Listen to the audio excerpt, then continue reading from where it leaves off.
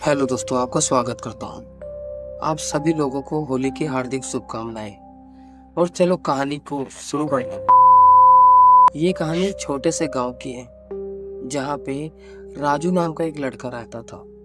राजू के फैमिली में उसकी मम्मी, पापा और एक छोटी सी बहन थी, जिसका नाम काजल था।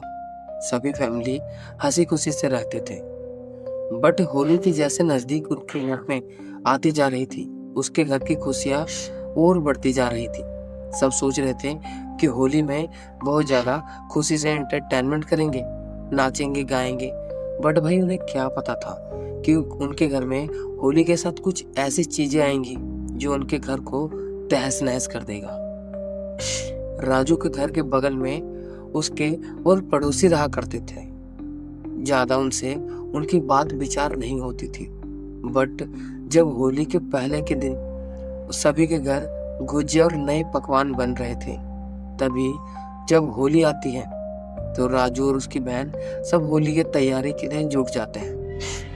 तभी बगल घर वाले, उनके पड़ोसी, उनके घर आते हैं। उसके पड़ोसी में एक आदमी और एक औरत रहती थी।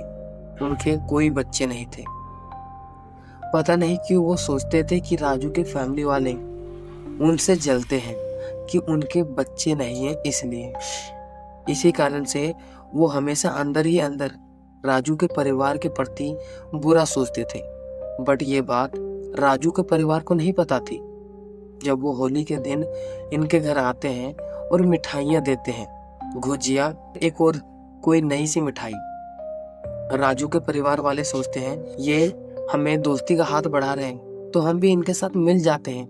क्यों लड़ाई झगड़े में क्या रखा हुआ है। ये उनकी मिठाइयों को रख लेते हैं और फिर अपने घर में जो बना हुआ था वो उन्हें दे देते हैं।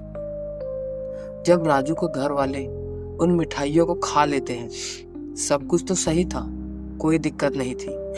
बट जब राजू अपने घर से पानी के गुब्बारे और पिचकारी लेके घर के बाहर निकलता है, तो वो देखता है कि जो उसकी मम्मी ने उसके बगल वाले आदमी को दिया था, वही मिठाई वो एक कुत्ते को दे दे रही है। क्यों, किस लिए, कुछ नहीं पता।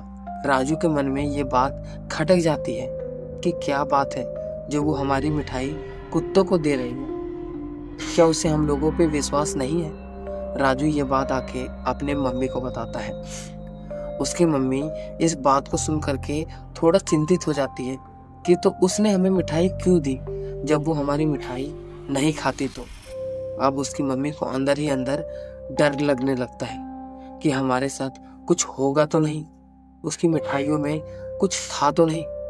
ऐसे नॉर्मली उसकी मिठाई में कुछ था नहीं। लास्ट में वो सब खाना पीना खा के होली कंप्लीट करने के बाद सोने ही जाते हैं। तभी पता नहीं क्यों सभी घर से बाहर भागने लगते हैं। क्या हुआ था, किस बात की उनमें लड़ाई थी, या फिर कुछ क्या हो गया था उनके बीच, उन्हें कुछ नहीं पता।